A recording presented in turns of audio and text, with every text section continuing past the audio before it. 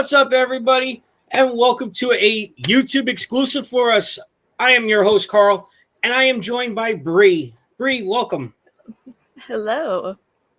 So, for those of you that are meeting Bree for the first time, she is actually on TikTok, and she is an advocate for heart failure and everything else that goes along with it. So, Bree, why don't you explain to us before you had your heart failure, how life was for you?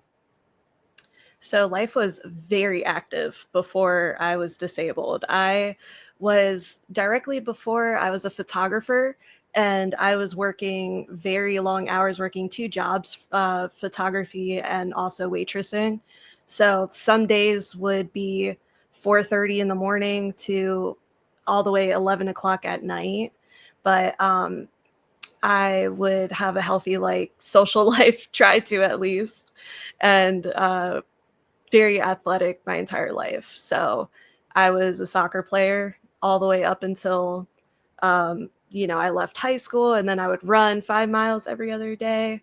That was kind of my way to decompress.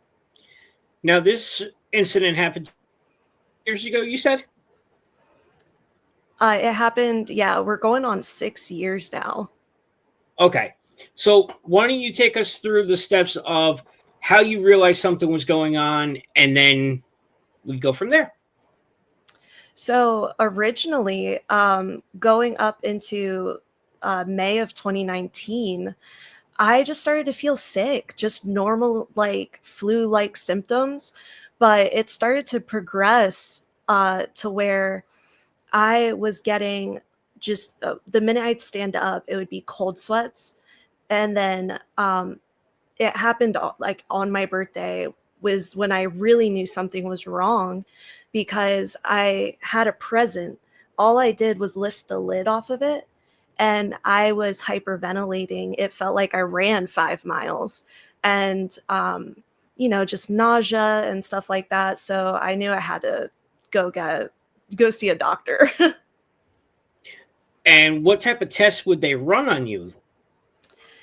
So originally, my problem is that I went to Centricare, and I would definitely advise against going there. I was sick um, with chronic illness, from the time I was like 11, and doctors would kind of gaslight you. And I always didn't want to take up their time. So I was like, I'm not going to go to the ER.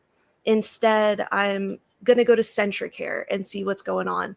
And they actually didn't do anything, and said I had an upper respiratory infection and sent me home. So the difference between that and like going to the actual ER is when you go to the ER and you list the problems that I was having, especially like if it has anything to do with like chest pains, they'll do an EKG right away.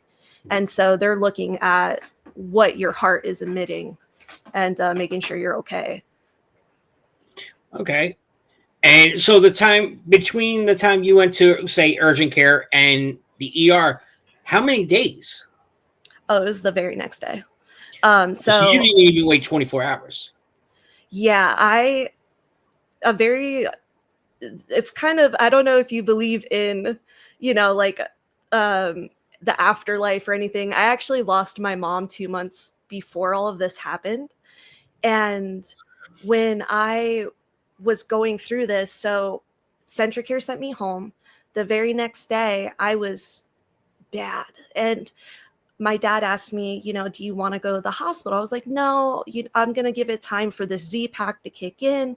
We'll see what happens.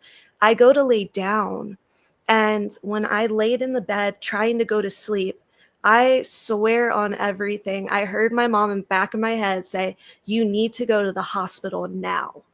And I didn't second guess it. Yeah. And I called my sister, and she took me to the ER right away. And thank God I did that, because if I would have fell asleep right there, I wouldn't be here today.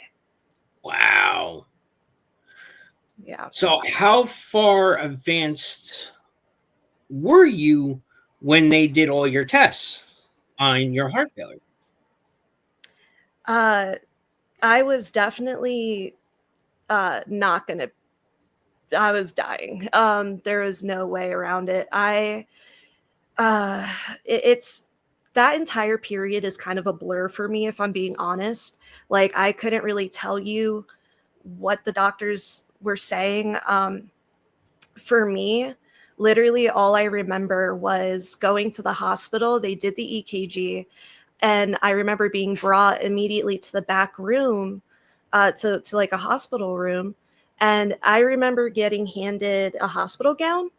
I blink, and when I open my eyes, I am laid out on a table surrounded by nurses and a doctor trying to get a femoral line. And I was in even worse shape because I couldn't breathe. You Um, basically almost coded right there in the hospital. yes, yes. I was saying, if it felt like I was drowning above water. That's exactly how it felt like. I could not breathe. And that's all I was saying. And the doctor's like, I can't get a femoral line. I don't know what to do. And I'm like, that's not good. Yeah. And yeah. And that